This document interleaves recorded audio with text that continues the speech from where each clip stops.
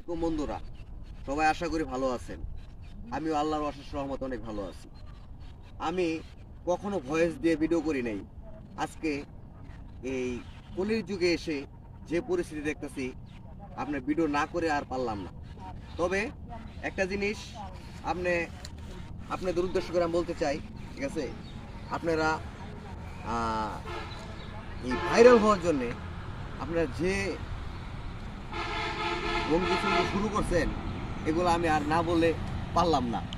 আপনারা ভাইরাল হওয়ার জন্য লাইক করেন, কমেন্ট করেন, ফলো করেন, ইত্যাদি ইত্যাদি। এই যে স্টার দিমু, হ্যান দিমু, ত্যান দিমু যে আপনারা বলতেছেন, এই যে মিথ্যার আশ্রয় নিতেছেন না, অথচ ফলো করার পরে, লাইক করার পরে, কমেন্ট করার পরে আপনারা কোনো স্টার গিফট করবেন তো ফলো, মানে পরের কথা একটা কমেন্ট ব্যাক করেন না, ঠিক আছে?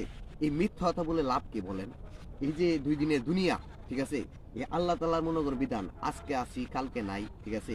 আজকে এই যে দেখেন, এই যে ফুলগুলা পুরা যৌবনকাল, এই যে বৃদ্ধকাল হয়ে গেছে, এই ফুলগুলা একা একাই ঝরে পড়ে যাচ্ছে।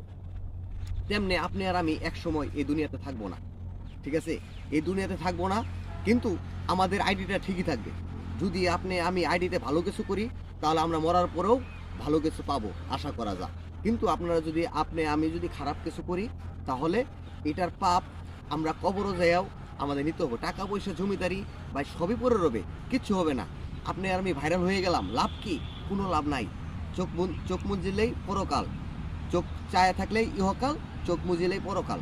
তবে ঠিক আছে, এই জন্য আমি বারবার বলি, যারা বিশেষ করে যারা মেয়েরা আছে, এই মেয়েরা আপনারা ভাইরাল হওয়ার জন্য শর্ট শর্ট পোশাক পরেন। আল্লাহ তাআলা বলছে পর্দা করা ফরজ, ঠিক আছে?